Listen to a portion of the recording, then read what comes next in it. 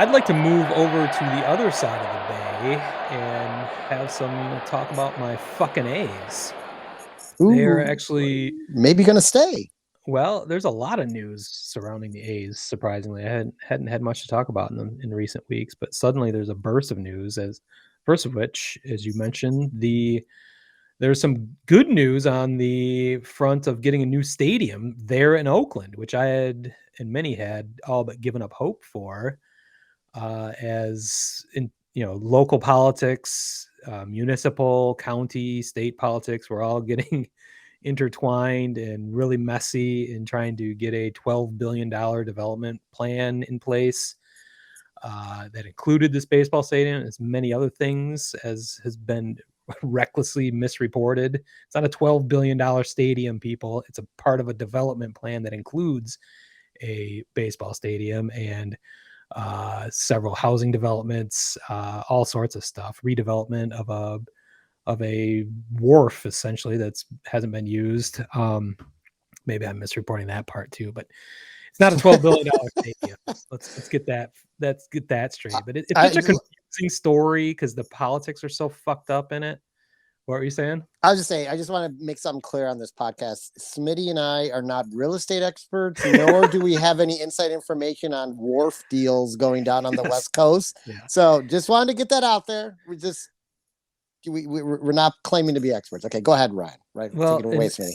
the big news was that a Alameda County board of some bullshit voted 4-1 to move forward with that $12 billion development plan, which was not expected, apparently. Or maybe it was bizarre because when I was reading about it, it sounded like it was expected.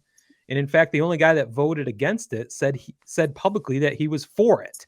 So I don't understand what the fuck California politics is. It makes no sense, but that was being viewed as a very unlikely and very positive step forward in this process. So after everything was pointing to the A's moving most likely to Las Vegas, it seems like there is some kind of hope now.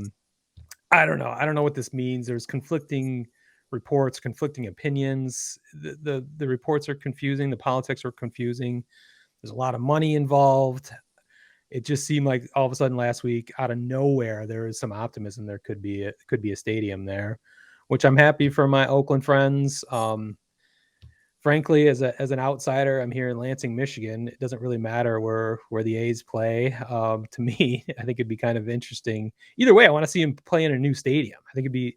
I mean, we know the Coliseum is a complete shithole that needs to be torn down. That no one should be forced to play baseball in. So get a new stadium in Oakland. If that can't work, go to a new stadium in Vegas or Portland or wherever the fuck it has to be. I'm tired of seeing the A's play in that shithole. So let's figure this out.